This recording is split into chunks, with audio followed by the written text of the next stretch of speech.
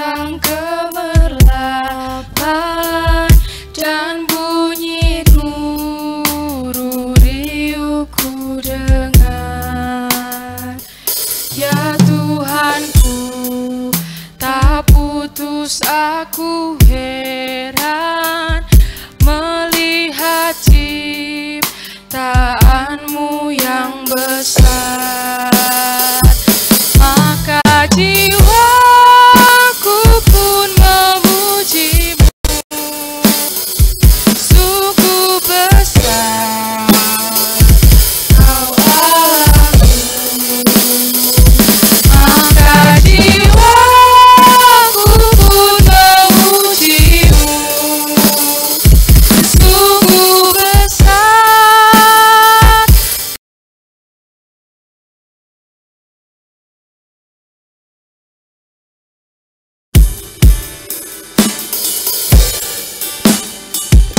Ya Tuhanku, apabila ku renungkan pemberianmu dalam penebus,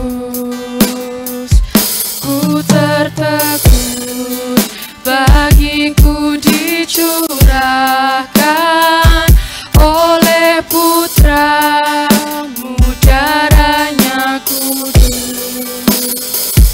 Maka jiwaku pun memujimu,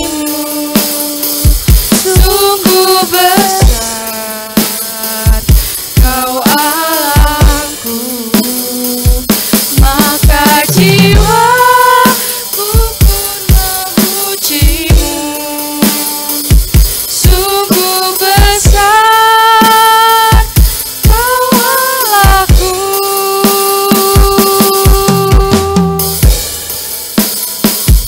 Maka jiwaku pun memujimu,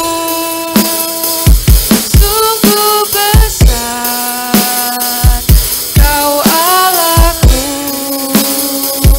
Maka jiwaku pun memujimu, sungguh besar Kau Allahku. Sungguh besar Kau Allahku.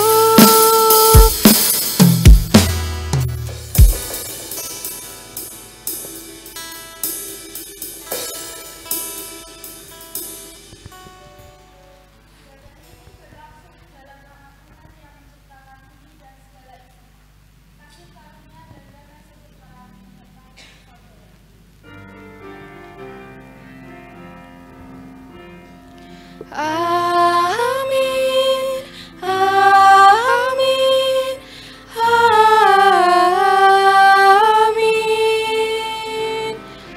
amin, amin, amin.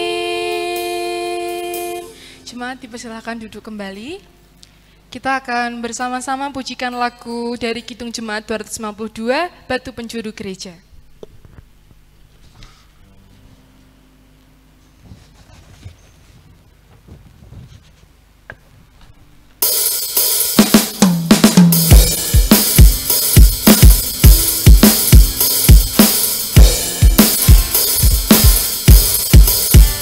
Batu penjuru gereja dan dasar yang esa, ya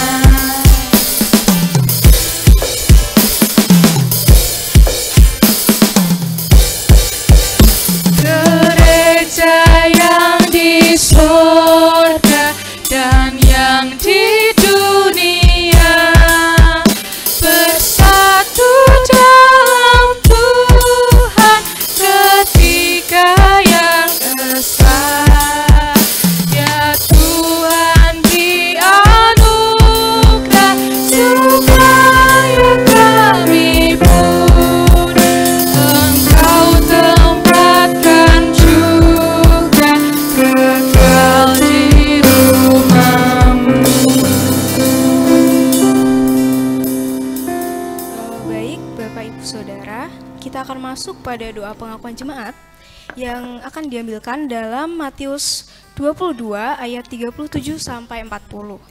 Tuhan Yesus memberikan perintah sebagai berikut. Jawab Yesus kepadanya, "Kasihilah Tuhan Allahmu dengan segenap hatimu dan dengan segenap jiwamu dan dengan segenap akal budimu. Itulah hukum yang terutama dan yang pertama. Dan hukum yang kedua yang sama seperti itu ialah kasihilah sesamamu manusia seperti dirimu sendiri. Pada kedua hukum inilah tergantung seluruh hukum Taurat dan kitab para nabi." Dari sabda Tuhan Yesus, kita diingatkan lagi supaya dalam seluruh kehidupan kita, jangan sampai kita itu jauh dari kasih Allah. Tetapi mari kita semua memohon pengampunannya sekaligus menyesali dosa-dosa kita. Tercurah darah Tuhanku.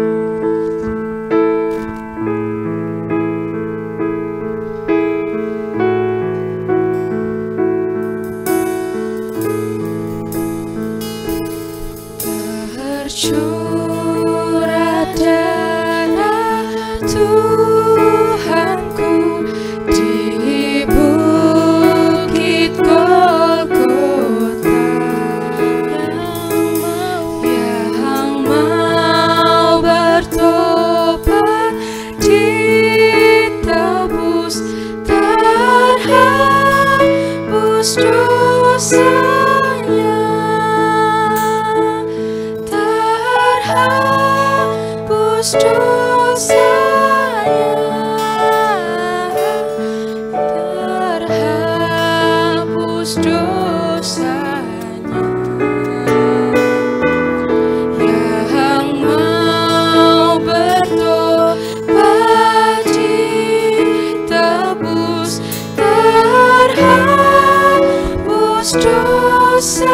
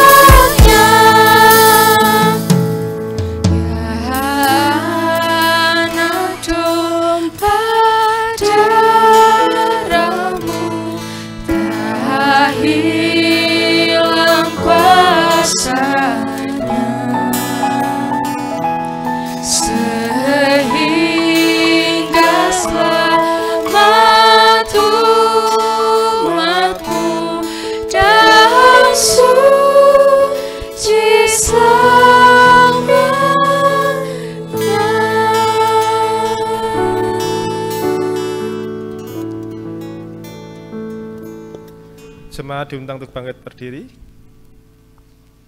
Kita akan bersama-sama menerima berita anugerah. Kini hiduplah dalam kebenaran imanmu dan sambutlah kasih Tuhan yang dinyatakan melalui berita anugerah sebagaimana tertulis di dalam surat 1 Korintus 3 ayat 16-17 yang demikian. Tidak tahukah kamu bahwa kamu adalah bait Allah dan bahwa roh Allah diam di dalam kamu? Jika ada orang yang membinasakan bait Allah, maka Allah akan membinasakan dia. Sebab bait Allah adalah kudus dan bait Allah itu ialah kamu. Demikianlah berita anugerah dari Tuhan. Syukur kepada Allah. Hiduplah menurut jalan Tuhan, kini bertekunlah dengan imanmu dan ucaplah syukur.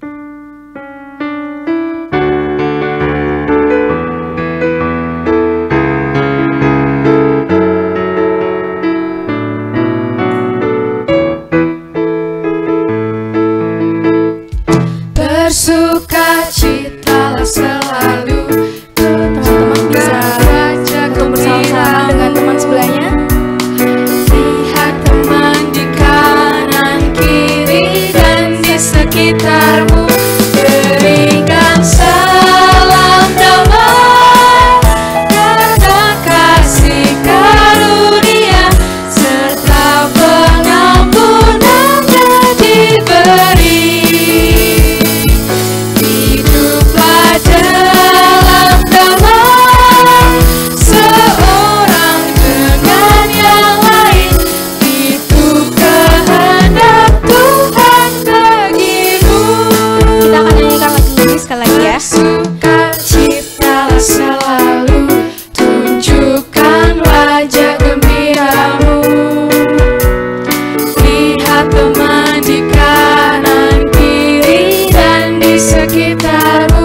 Berikan salam damai karena kasih karunia serta pengampunannya diberi.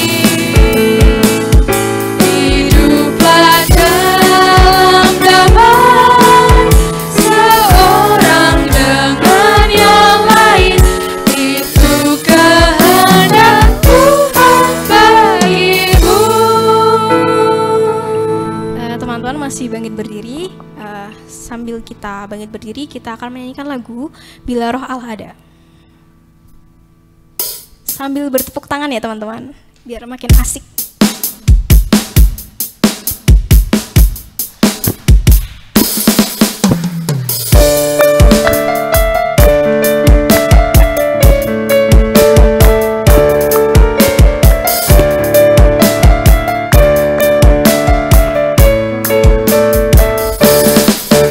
Bila Roh Allah ada di dalamku, ku kan menari seperti daun menari.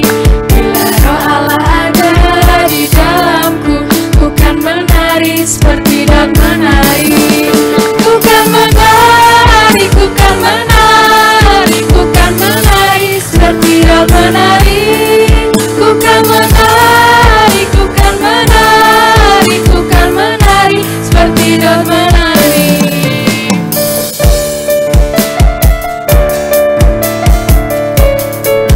Seperti Daud berdoa. Roh Allah ada di dalamku, ku kan berdoa seperti Daud berdoa. Bila Roh Allah ada di dalamku, ku kan berdoa seperti Daud berdoa. Ku kan berdoa, ku kan berdoa, ku kan berdoa seperti Daud berdoa. Ku kan berdoa, ku kan berdoa, ku kan berdoa seperti Daud berdoa.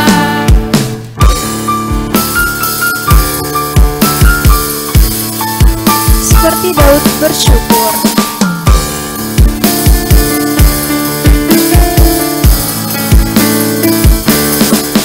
Bila Roh Allah ada di dalamku, ku kan bersyukur seperti Daud bersyukur. Bila Roh Allah ada di dalamku, ku kan bersyukur seperti Daud bersyukur.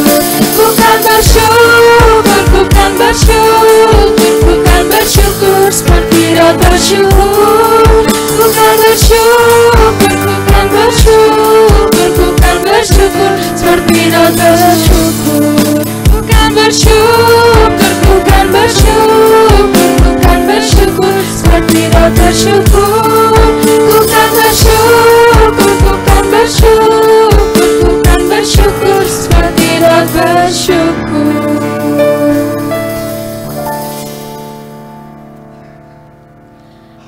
Untuk jemaat, dipersilakan untuk duduk kembali. Mari kita bersatu hati di dalam doa.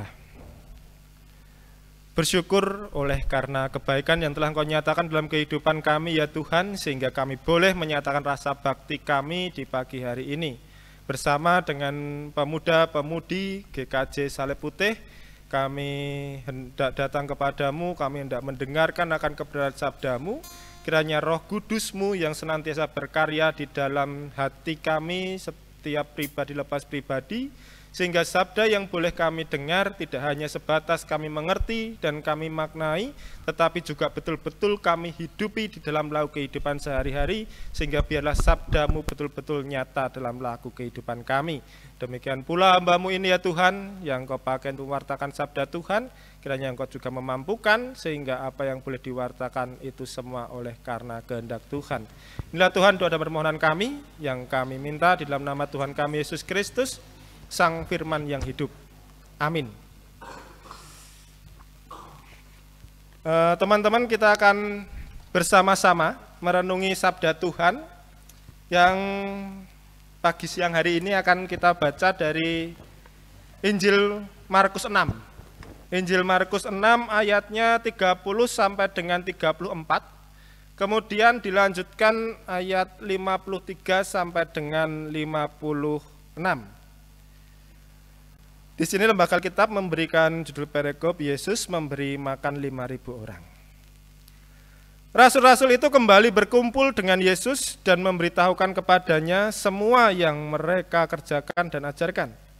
Lalu ia berkata kepada mereka, marilah menyendiri ke tempat yang terpencil dan beristirahatlah sejenak.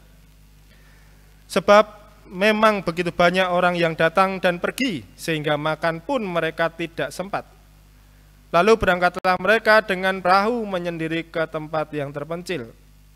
Pada waktu mereka bertolak, banyak orang melihat dan mengenali mereka. Dengan mengambil jalan darat, bergegas-gegaslah orang dari semua kota ke tempat itu, sehingga mendahului mereka. Ketika mendarat, Yesus melihat orang banyak berkerumun, maka tergeraklah hatinya oleh belas kasihan kepada mereka, karena mereka seperti domba yang tidak mempunyai gembala. Lalu mulailah ia mengajar banyak hal kepada mereka. Kita lanjutkan di ayat 53 dengan judul perikop Yesus menyembuhkan orang-orang sakit di Genesaret. Setibanya di seberang, mereka mendarat di Genesaret dan berlabuh di situ. Ketika mereka keluar dari perahu, orang-orang segera mengenal Yesus, lalu berlari ke seluruh daerah itu. Mereka mulai membawa orang-orang sakit di atas tikarnya, kemanapun mereka dengar Yesus berada. Kemanapun ia pergi, ke desa-desa, ke kota-kota, atau ke kampung-kampung, orang meletakkan orang-orang sakit di pasar dan memohon kepadanya supaya diperkenankan menyentuh walaupun jubahnya saja. Semua orang yang menyentuhnya menjadi sembuh. Demikianlah sabda Tuhan. Berbahagia setiap mereka yang mendengar firman Tuhan dan yang memeliharanya. Haleluya.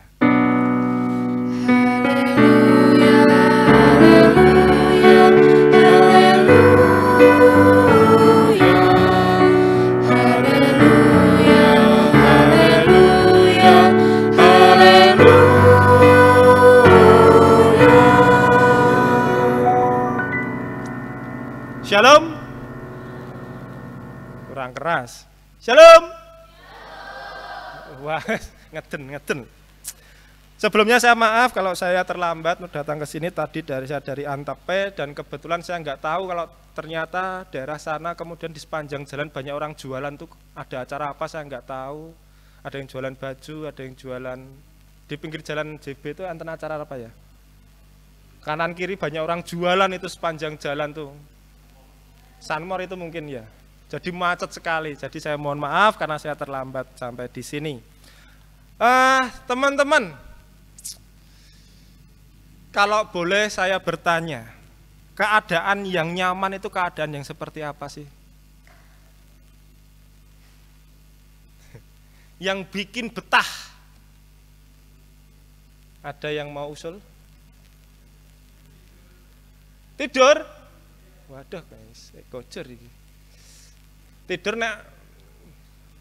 Tidur kalau tempat tidurnya banyak apa ya, nek tinggi, enggak tahu tinggi teman-teman itu. Nyaman enggak? Pindah. Katanya tidur di tempat yang nyaman. Itu kategori nyaman. Ada lagi? Kalau suasana dulu, suasana di rumah yang bikin betah di rumah apa? Atau enggak betah di rumah semua ini yang di sini nih? Jangan-jangan yang enggak bikin betah di rumah, yang bikin enggak betah di rumah.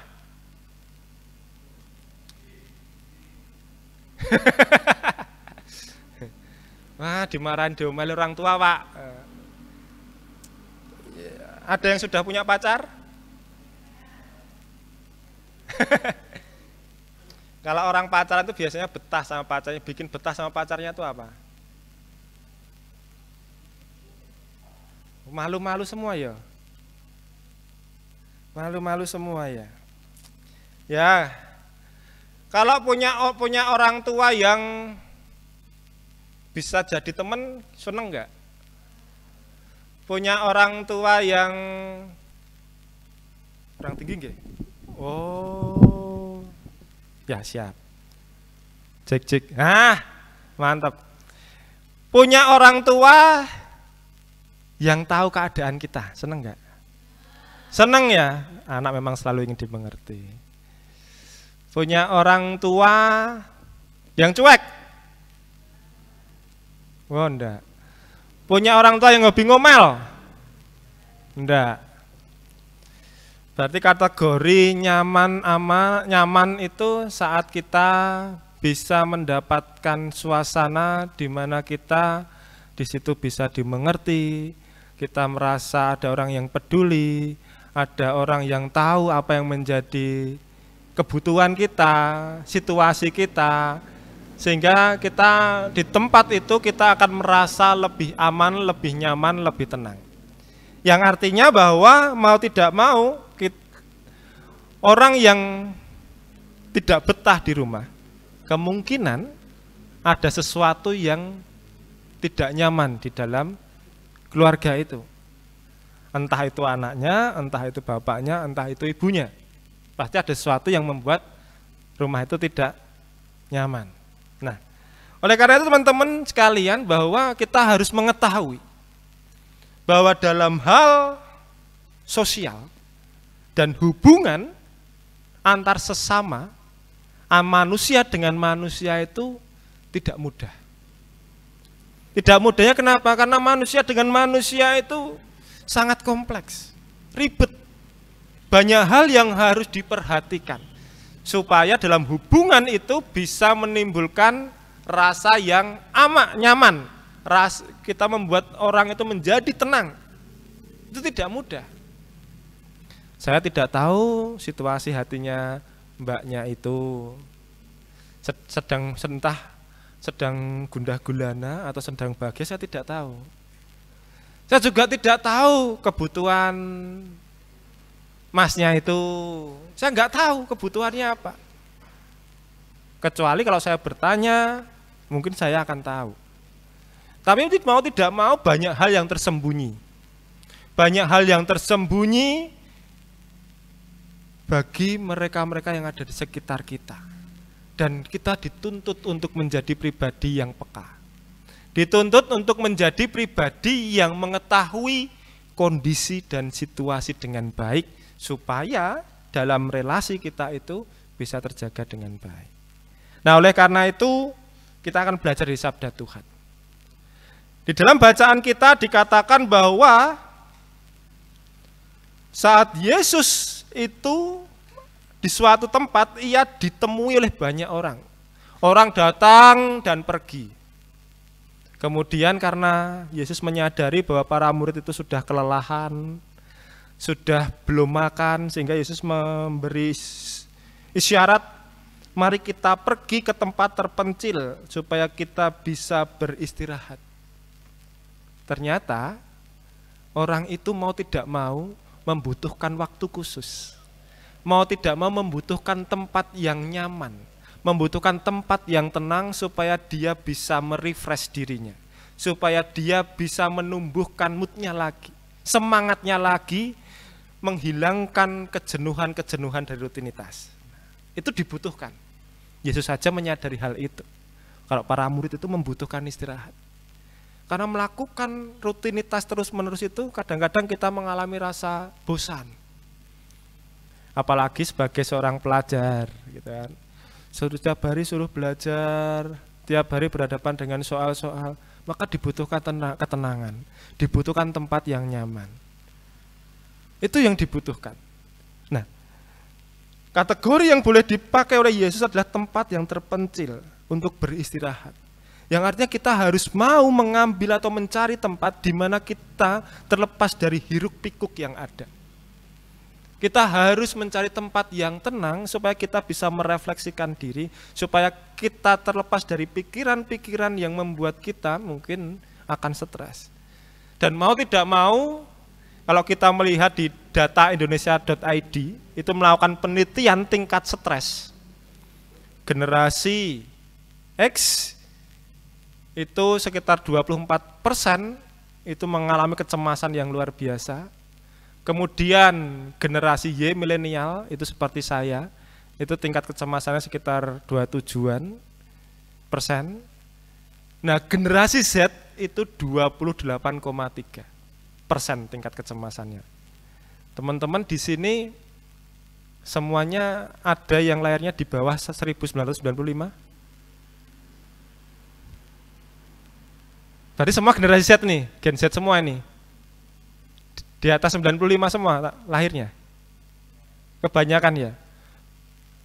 Berarti mungkin teman-teman di sini adalah orang-orang yang mengalami tingkat stres yang luar biasa. Ada yang stres saat ini? Ada yang cemas saat ini? Tidak ada. Ya puji Tuhan. Artinya bahwa kalau melihat penelitian itu, Gen Z itu memiliki tempat tertinggi saat ini yang bisa mengalami tingkat kecemasan atau stres yang tinggi. Karena apa? Karena tekanan-tekanan yang ada. Baik dari lingkungan, baik dari pergaulan gitu. Baik contoh, bergaul dengan temannya HP-nya iPhone Pro Max, kita cuman Android harga 1 jutaan lagi. Nanti kepengen, sudah stres itu. Mau foto masa pinjem-pinjem HP-nya temen sih yang Pro Max gitu. iPhone kalau pakai Android enggak, kurang bagus. Bisa saja kita stres karena hal itu. Bisa juga stres karena sosial, pergaulan. Kita mungkin salah masuk ke dalam circle gitu. Bahasanya circle gitu ya biasanya ya. Salah dalam masuk circle. Kita masuk circle ke tempat orang-orang yang ya berduit lah. Mereka bergaulnya ke mall, nongkrong di kafe-kafe. Ternyata kita termasuk dalam menjadi anak dari sebuah keluarga yang hanya pas-pasan. Mungkin kita juga mengalami stres hal semacam itu. Belum dengan pekerjaan sekolah dan lain sebagainya, belum dengan tekanan, tuntutan orang tua yang nilainya harus A, B, C, D, F, G, banyak sekali tekanan. Dan itu bisa membuat kita menjadi pribadi yang sangat stres jika kita tidak mengelolanya dengan baik. Sehingga teman-teman yang dikasihi Tuhan, bahwa melalui bacaan ini kita diajak oleh Tuhan Yesus untuk bisa menjadi penyembuh bagi sesama. Sehingga kalau kita melihat dalam bacaan ini, orang-orang yang mengikuti Yesus adalah orang-orang yang bermasalah atau enggak? Orang yang dalam bacaan Alkitab kita ini yang mengikuti Yesus ini orang bermasalah atau orang enggak? Bermasalah ya. Jadi Yesus itu menjadi tempat yang nyaman atau enggak? Menjadi solusi terbaik atau enggak? Iya. Nah, kita dituntut bisa memerankan Yesus dalam kehidupan saat ini, menjadi penyembuh satu dengan yang lain. Sebagai contoh, bagaimana sih harus menjadi penyembuh itu? Kita bisa melihat dari bacaan ini di mana saat Yesus itu melihat begitu banyak orang yang sudah menanti di seberang. Dan banyak orang berbondong-bondong di sana. Yesus mengatakan apa? Mereka seperti domba yang kehilangan gembalanya. Yang artinya Yesus paham betul bahwa orang-orang di sana itu orang-orang yang membutuhkan pengarahan. Yesus tahu situasinya. Yesus tahu keadaannya bahwa mereka yang menunggu di seberang sana adalah orang-orang yang membutuhkan pengarahan untuk menjalani kehidupannya. Sehingga yang diberikan adalah pengajaran. Kalau kita baca selanjutnya, Yesus pun tahu ada waktunya mereka membutuhkan makan, sehingga yang diberikan adalah makan. Yang artinya di sini kita belajar bahwa kita dituntut menjadi orang yang tahu akan situasi dan kondisi di sekitar kita. Kita dituntut bisa mengerti keadaan teman saya gimana sih. Kita sudah tahu teman kita mungkin sedang patah hati. Kalau ada teman yang patah hati, kira-kira diapain? Jujur aja, ini kebanyakan DC gue, ya. Ya, orang lirik donang. Ada yang patah hati, kira kebanyakan seringnya diajak atau enggak? Iya. Kamu sih kurang cantik makanya ditinggalkan. Kamu sih kurang ganteng makanya ditinggalkan. Mungkin. Tapi saat kita tahu kondisi teman kita yang patah hati, kalau kita memiliki perasaan yang baik, kita akan mencoba menghibur dia. Kita akan mencoba menjadi penyembuh bagi dia. Entah itu memberikan pandangan-pandangan yang lain, memberi semangat dan lain sebagainya. Bayangkan jika yang kita lakukan adalah menjadi orang yang menghakimi. Bayangkan jika yang kita lakukan adalah menjadi orang yang justru memperdalam rasa sakitnya. Kemudian teman itu depresi dan lain sebagainya, hidupnya berantakan, kita yang salah. Tapi kita dituntut seperti Yesus, memberi apa yang dibutuhkan bagi orang-orang di sekitar kita. Dan itu dibutuhkan untuk kita bisa membaca situasi yang ada. Di dalam keluarga pun kayak gitu. Udah tahu orang tuanya mungkin penghasilannya pas-pasan, nuntutnya jangan berlebih juga. Yang sewajarnya aja.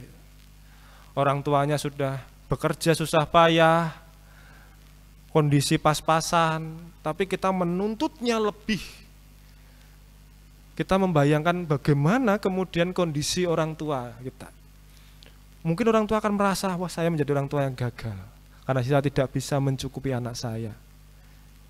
Oh mungkin orang tua kita akan merasa, oh dia akan menjadi orang tua yang mungkin menyesal dengan kondisi yang boleh terjadi. Karena kita tidak mau tahu dengan kondisi yang ada. Namun semakin kita mengetahui kondisi yang ada di sekitar kita, kita mengetahui keadaan teman kita mengetahui keadaan keluarga kita, harapannya adalah apa yang kita munculkan itu adalah sesuatu yang benar.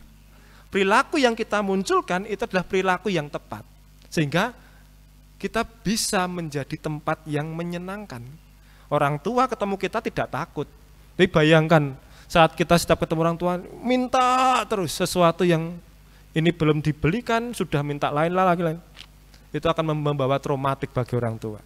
Ya mungkin teman-teman belum merasakan.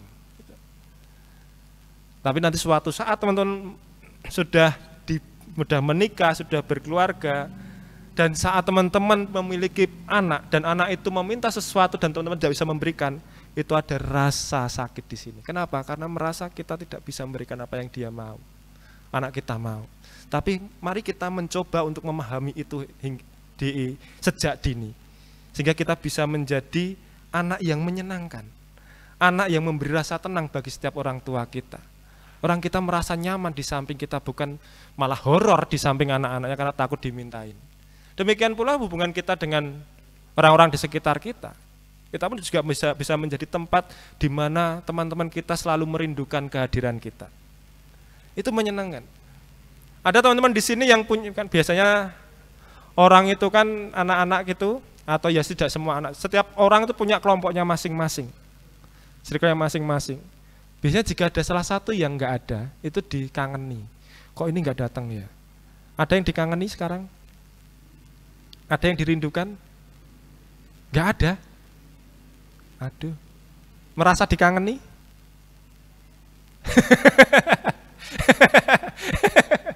Atau merasa dirindukan? Ya kan nggak bujur nggak.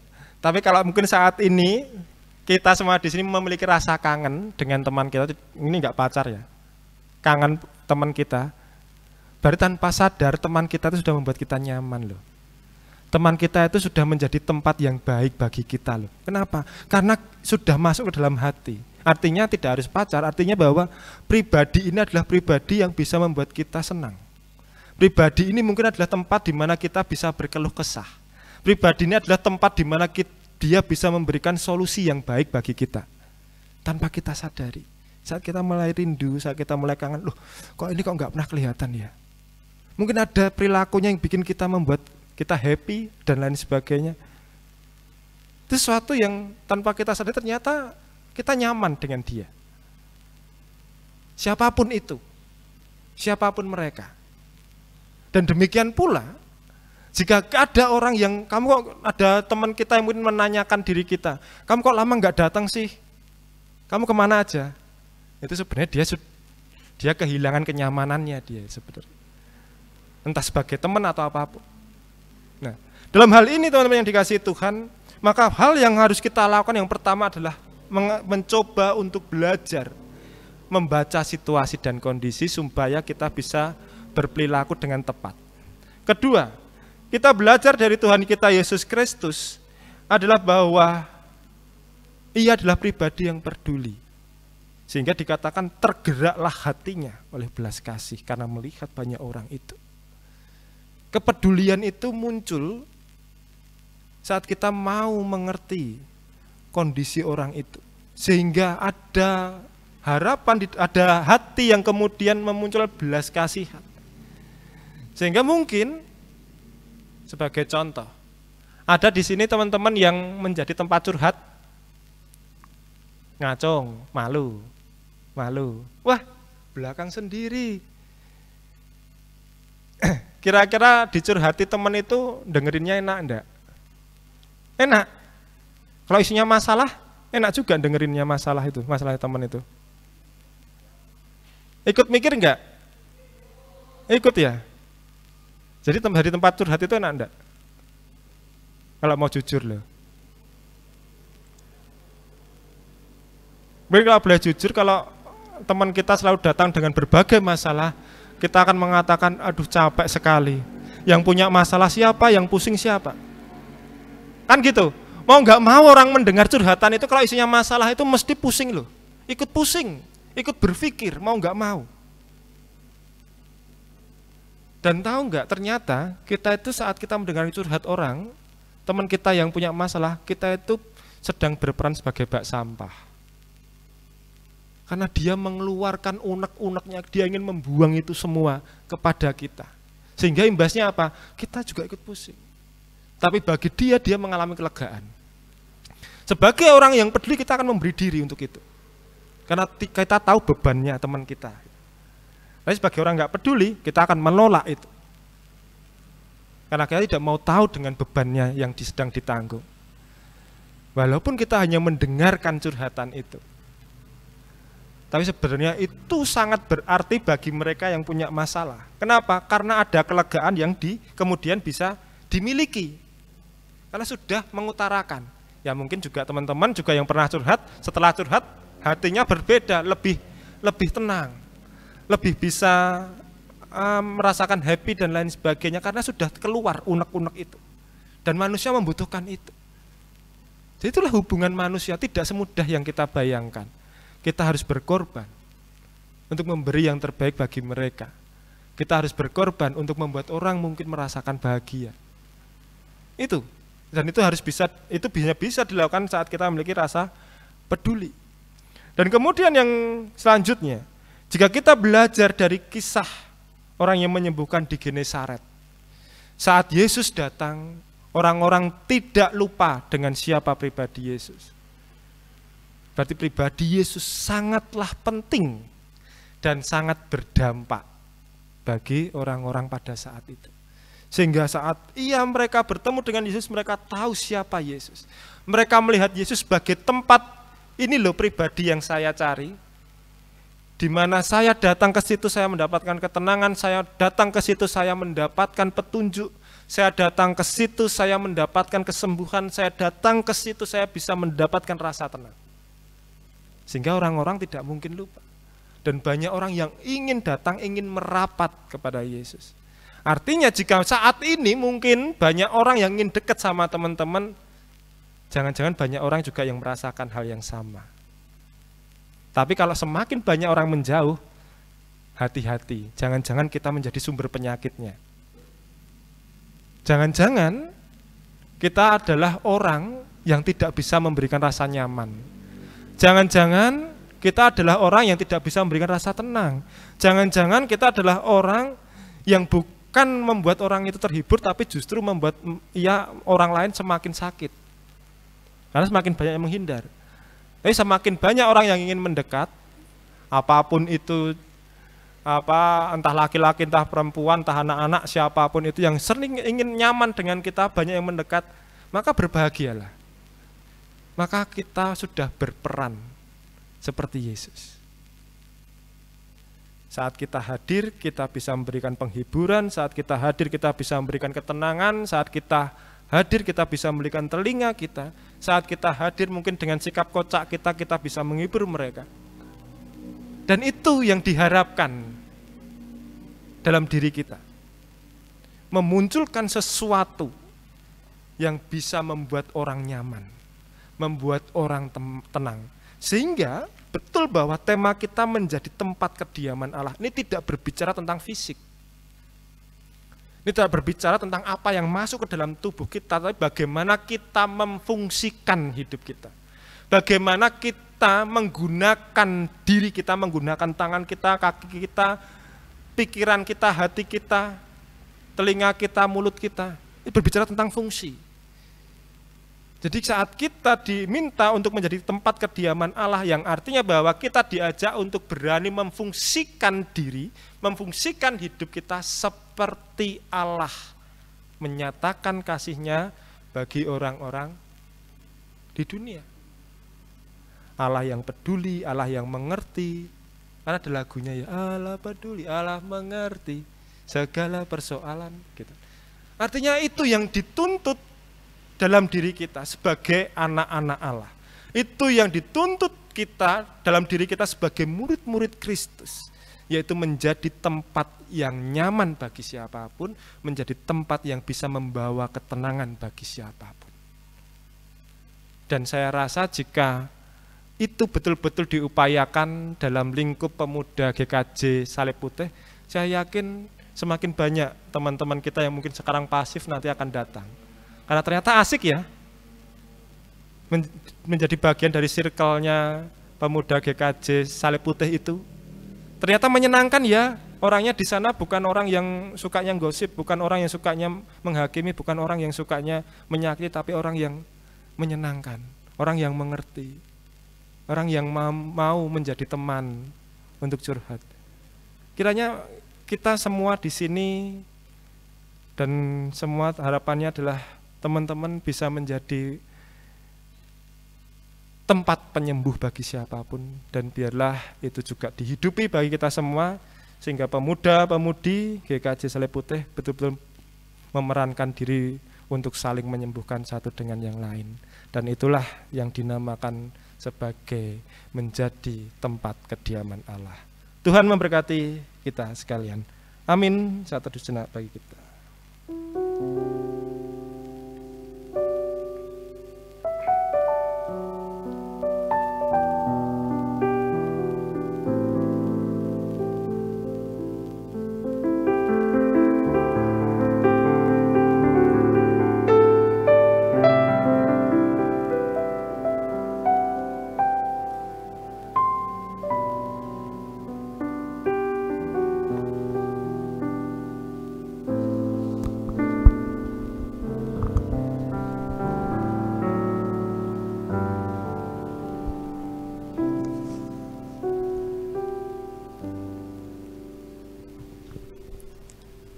Bersama dengan jemaat Tuhan di segala abad dan tempat, marilah kita memperbarui iman percaya kita dengan mengucapkan pengakuan iman rasuli. Dipersilakan jemaat untuk bangkit berdiri. Bersama-sama kita ucapkan pengakuan iman rasuli yang demikian. Aku percaya kepada Allah, Bapa yang Maha Kuasa, Khalik langit dan bumi, dan kepada Yesus Kristus, Anaknya yang tunggal, Tuhan kita, yang dikandung daripada Roh Kudus, lahir dari anak darah Maria, yang menderita di bawah pemerintahan Pontius Pilatus, disalibkan, mati dan dikuburkan, turun dalam kerajaan maut. Pada hari yang ketiga, bangkit pula dari antara orang mati, naik ke surga, duduk sebelah kanan Allah, Bapa yang Maha Kuasa, dan akan datang dari sana untuk menghakimi orang yang hidup dan yang mati. Aku percaya kepada Roh Kudus, gereja yang kudus dan am, persekutuan orang kudus, pengampunan dosa, kebangkitan daging, dan hidup yang kekal. Amin. Jemaat dipersilakan duduk kembali. Kita akan bersatu hati di dalam doa syafaat kita. Mari kita berdoa. Kembali kami datang kepadamu ya Allah, kami bersyukur untuk sabda yang boleh kami terima, di mana kami Engkau tuntut menjadi tempat kediaman bagi Allah, yang mampu memunculkan atau membuahkan segala kebaikan, dan menjadi tempat yang nyaman bagi setiap orang yang ada di sekitar kami. Oleh karena itu mampukanlah kami untuk dapat melakukan apa yang menjadi kebenaran sabdamu, dan biarlah melalui hidup kami nama Tuhan semakin dipermuliakan. Kami berdoa juga untuk bangsa dan negara kami tercinta Indonesia, kiranya Tuhan sendiri yang memberkati dan menyertai.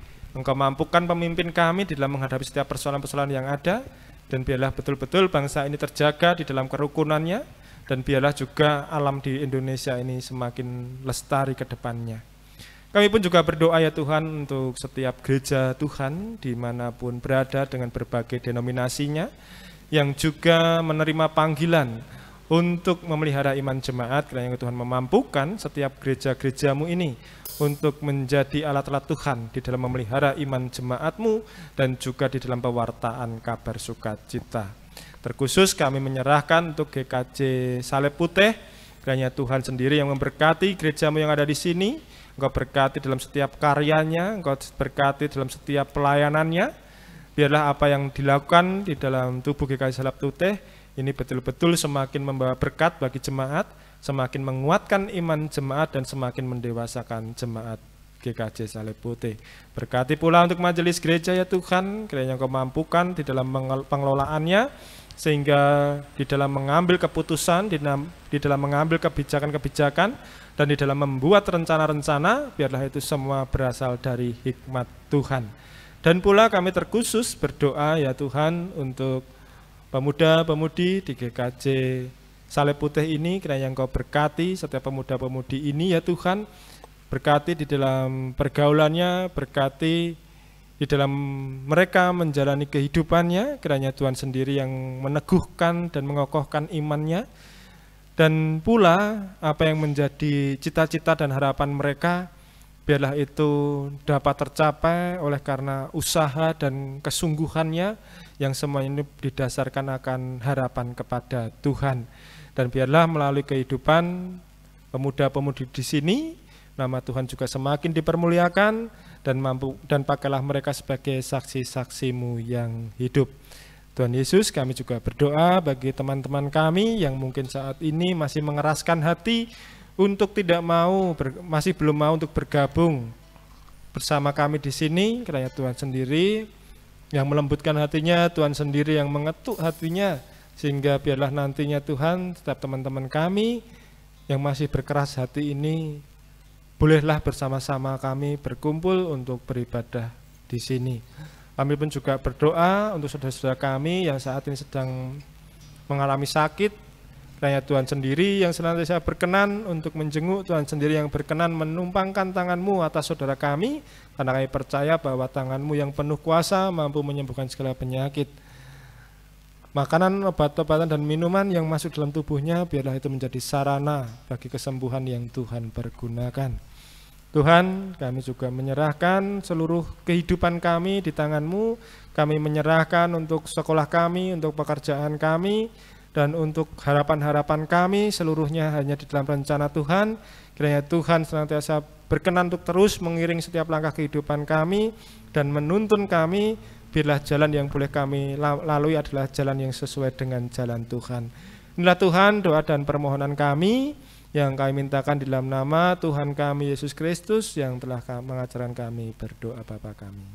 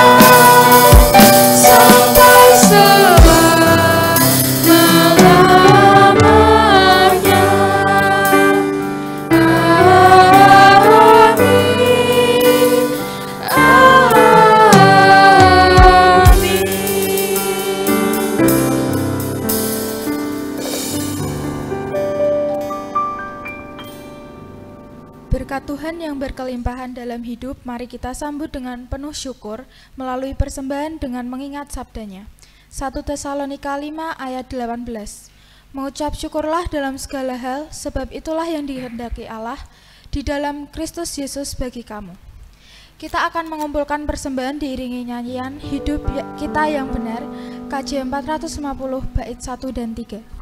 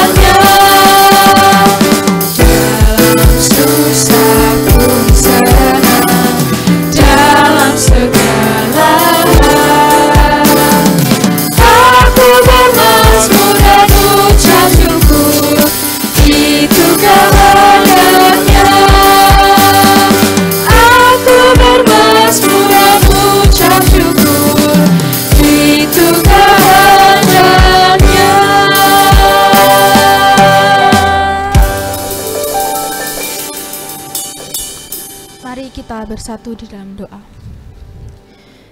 Terima kasih Bapa atas keterlibatanmu di dalam ibadah kami. Kami dapat bertemu di posisi ini pada hari ini bukan karena kekuatan kami sendiri, tetapi dari bantuan-Mu Tuhan dan atas kebaikan-Mu kepada kami. Ya Bapa, terima kasih atas berkat yang telah Engkau berikan kepada kami. Terima kasih karena selalu menjadi bagian dari kami. Kami juga berdoa untuk orang-orang yang hadir hari ini, agar Engkau yang bersama mereka dan memberkati semua yang mereka lakukan. Berkati juga mereka yang tidak dapat menghadiri kebaktian hari ini Tuhan, semoga Engkau memberi mereka kesehatan dan kekuatan. Bapa, inilah persembahan kami, semoga Engkau memberkati tangan yang memberi agar persembahan ini dapat menjadi berkat bagi gereja dan berkati tangan yang mengelola persembahan ini Tuhan. Kami juga berdoa kepada yang membawakan firman pada hari ini, kiranya Kau berkati dan menyertai hamba-Mu yang telah menyampaikan firman dimanapun beliau berada. Inilah doa kami Tuhan yang kami persembahkan untuk-Mu. Dalam nama Tuhan Yesus, haleluya, amin. Jemaat dipersilakan untuk bangkit berdiri. Dengarkanlah serta ingatlah pengutusan Tuhan Yesus Kristus kepada kita. Karena itu pergilah, jadikanlah segala bangsa muridku, dan baptislah mereka dalam nama Bapa dan Anak dan Roh Kudus, dan ajarlah mereka melakukan segala sesuatu yang telah Kuperintahkan kepadamu. Dan ketahuilah, Aku menyertai kamu senantiasa sampai kepada akhir zaman.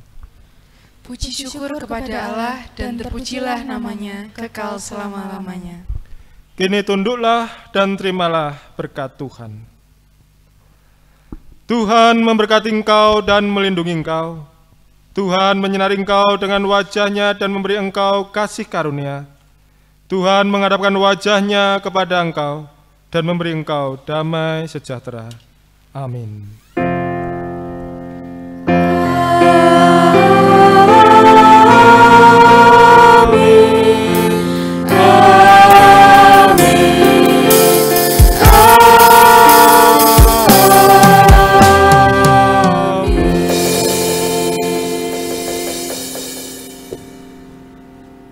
Kita akan menyanyikan nyanyian penutup Kukan Terbang.